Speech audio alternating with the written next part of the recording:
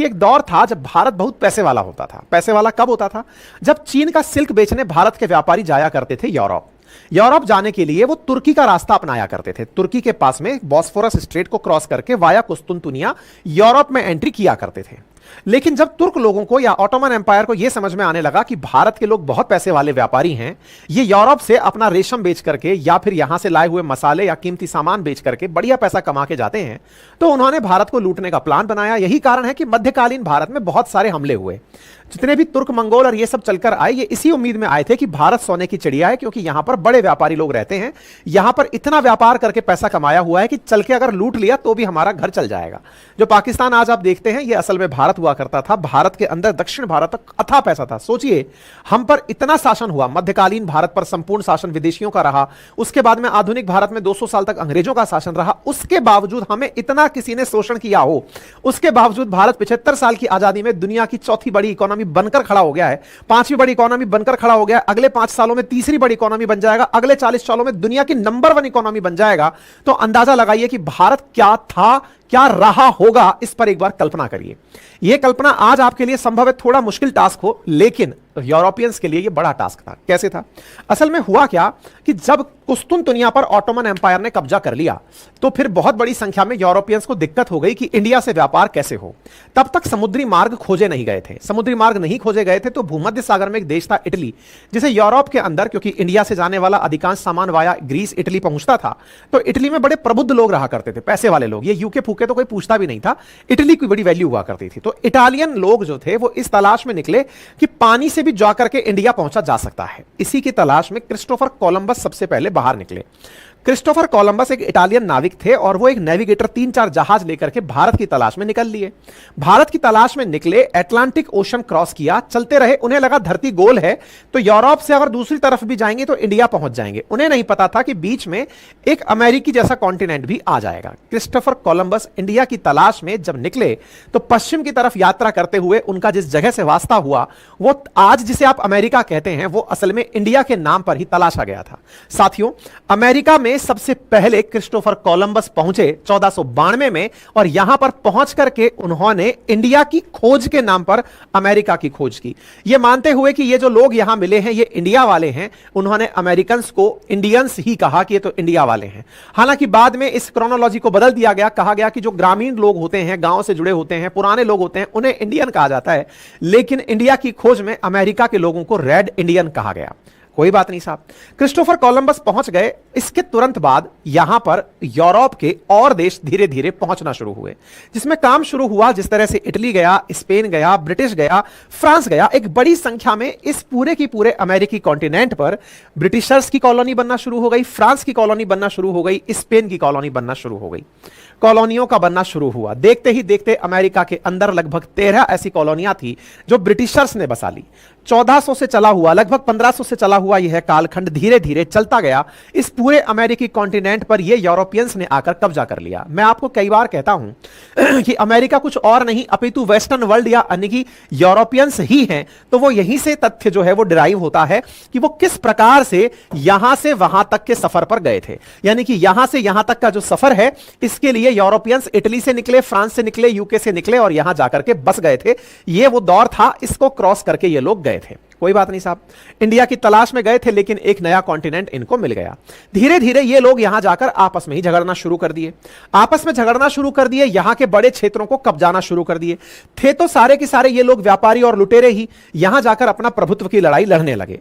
आपस में लड़ाइयां शुरू होने लगी। लड़ाइयों का अंत यह निकला कि 1783 के अंदर यहां पर अमेरिका में रह रहे जो ये लोग थे यूरोपियंस, इन्होंने खुद से ब्रिटेन से अपनी आजादी मांग ली। देखो, ब्रिटिशर्स यहां से निकलकर यहां पर राज किए, ब्रिटिशर्स यहां से निकलकर अपन पर राज किए, और तो और ब्रिटिशर्स यहां से निकलकर ऑस्ट्रेलिया पर राज किए, ब्रिटिशर्स यहां से निकलकर अफ्रीका पर राज किए। मतलब आप यह सोचिए कि ब्रिटिशर्स ने दुनिया भर में राज किया है।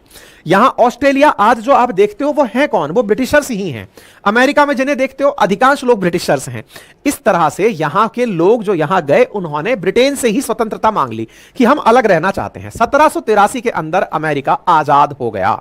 जब इंडिया में प्रभुत्व फैलना भी शुरू नहीं हुआ था, उससे पहले अमेरिका आजाद हो गया था। 1787 में अमेरिका ने अपना संविधान बना लिया, 1789 में लागू कर दिया, जॉर्ज वाशिंगटन को पहला राष्ट्रपति बना दिया। अब आप पूछेंगे ये सब आप हमें क्यों बता रहे हो?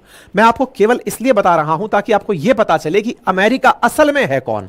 आपको जो लगता है कि अमेरिका वाले कहीं और से निकलकर आ गए, नहीं, अमेरिका में सारे माइग्रेंट्स ही भरे हुए हैं और विशेष रूप से यूरोपियंस भरे हुए हैं जो वहां पर कब्जा जमाए हुए हैं। 4 जुलाई 1776 को आजादी के घोषणा पत्र पर अमेरिका से संयुक्त राज्य अमेरिका बनने की घोषणा हो जाती है। जॉर्ज वाशिंगटन राष्ट्रपति थे जो बन गए यहां पे। धीरे धीरे अमेरिका ने अपने पैसे से आसपास के क्षेत्र खरीदने शुरू किए। खरीदने में अमेरिका ने लुइसियाना जो है उसको फ्रांस से खरीदा, 1819 में स्पेन से फ्लोरिडा खरीदा, 1845 में टेक्सास को खरीदा, 1848 में मैक्सिको पर कब्जा किया, 1867 में अलास्का को खरीदा। यानी कि जो आज आप अमेरिका 50 राज्यों से बना हुआ देखते हैं, उसे अमेरिका ने बकायदा या तो खरीदा या कब्जा किया, तब जाकर एक संयुक्त अमेरिका बनकर आया। लेकिन उससे पहले एक छोटी सी गुजारिश है आप सभी साथियों से कि हम आप लोगों के लिए दिन पे दिन बेहतरीन कंटेंट, वेल रिसर्च कंटेंट लेकर आते हैं और आपको YouTube का एक स्टैटिक्स दिखाते हैं। संभवतया आपको मेरी अपील का कोई मतलब समझ में आएगा। साथियों, मैं अक्सर आपसे कहता हूं कि आप में से जो लिसनर्स हैं मेरे, उनमें से 44% लिसनर ऐसे हैं जिन्होंने हमारे सेशन को सब्सक्राइब नहीं किया है, चैनल को सब्सक्राइब नहीं किया। ये YouTube का एल्गोरिदम है जो मैं आपको दिखा रहा हूं। 44%, लगभग आधे लोग ऐसे हैं जो हमारा सेशन सुनते हैं लेकिन सुनने के बाद भी बिना सब्सक्राइब किए चले जाते हैं। ऑन एन एवरेज मेरा सेशन 20 मिनट से ऊपर का होता है, लेकिन सब्सक्राइब करने में फ्रैक्शन ऑफ सेकंड, लगभग 0.19 सेकंड लगता है क्लिक करने में, जिसका कोई चार्ज नहीं है। लेकिन फिर भी आप मेरी अगर सुनवाई नहीं करते तो यह थोड़ा दुख देता है। अगर आप सहयोग करते हैं जिससे कि हमारा मोटिवेशन बढ़े तो हमारे लिए बहुत ही अच्छा रहेगा। खैर, यह सत्य है, बाकी आपकी मर्जी है। 1867 में जाकर जो अलास्का आज आप देखते हैं, यह रहा अलास्का का एग्रीमेंट और यह वाला हिस्सा रूस से ही खरीदा था अमेरिका ने। ठीक है साहब, चलिए, तो अमेरिका का इतिहास, कैसे अमेरिका बना, वहां तक आप लोग पहुंच गए। अब क्या हुआ? कालखंड निकलता गया। अमेरिका में रहने वाले लोग अमेरिकी वर्चस्व की लड़ाई लड़ते रहे। धीरे धीरे पैसे कमाने पर शुरुआत हुई। हम सीधा कट टू द पॉइंट अब वर्ल्ड वॉर के एरा में आते हैं। फर्स्ट वर्ल्ड वॉर हुआ। फर्स्ट वर्ल्ड वॉर के तरफ एक तरफ रूस, ये ब्रिटेन और फ्रांस खड़े थे, दूसरी तरफ इटली और जर्मनी खड़े थे।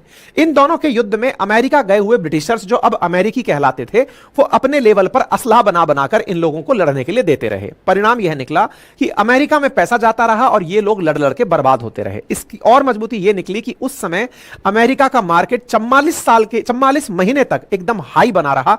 यानी कि शेयर मार्केट इस युद्ध के अंदर अमेरिका का सबसे ऊंचाइयों को छूता रहा।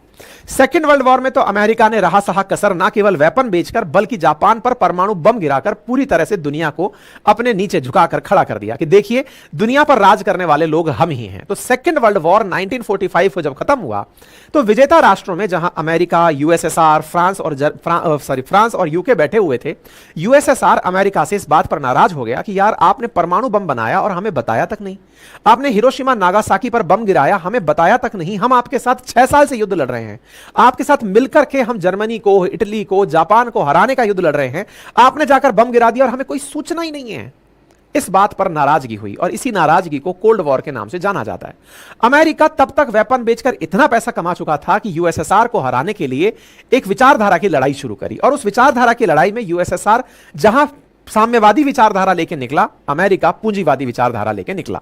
दोनों आपस में झगड़ने लगे। झगड़ने के लिए फ्रंट में एक दूसरे के तो कोई नहीं आया क्योंकि दोनों एक दूसरे की ताकत से अवगत थे, लेकिन दुनिया के देशों को लड़ाना शुरू किया। उसी में भारत पाकिस्तान का लड़ना, जापान और कोरिया का लड़ना, दुनिया भर के देशों का आपस में भिड़ना उसी का परिणाम था। परिणाम यह निकला कि धीरे धीरे अमेरिका और रूस एक दूसरे के सामने झगड़ते झगड़ते रूस इतना कमजोर पड़ गया कि वर्ष 1991 में यूएसएसआर यानी सोवियत रूस टूटकर 15 देशों में बंट गया। उनमें से सबसे बड़ा देश रूस बना। 1991 में रूस बनकर बैठ गया। आज जो आप रूस देखते हैं वो 1991 में कोल्ड वॉर खत्म होने के बाद बना हुआ रूस है। रूस बच तो गया और उस दिन उसने अपनी परंपराओं में, परिपाटियों में परिवर्तन किया कि यार, हम लोग बहुत देर तक कम्युनिस्ट नहीं रह सकते। हम गरीबों की बात कर जरूर सकते हैं, लेकिन गरीबों को अधिकार के रूप में सत्ता चलाने नहीं दे सकते। पूंजीवादियों को स्थान देना पड़ेगा, प्राइवेट कंपनियों को स्थान देना पड़ेगा, उन्हें प्रोग्रेस करनी देनी पड़ेगी। जो टैलेंटेड हैं उन्हें उनका स्थान देना पड़ेगा। और यही करते हुए रूस ने विचारधारा में परिवर्तन किया।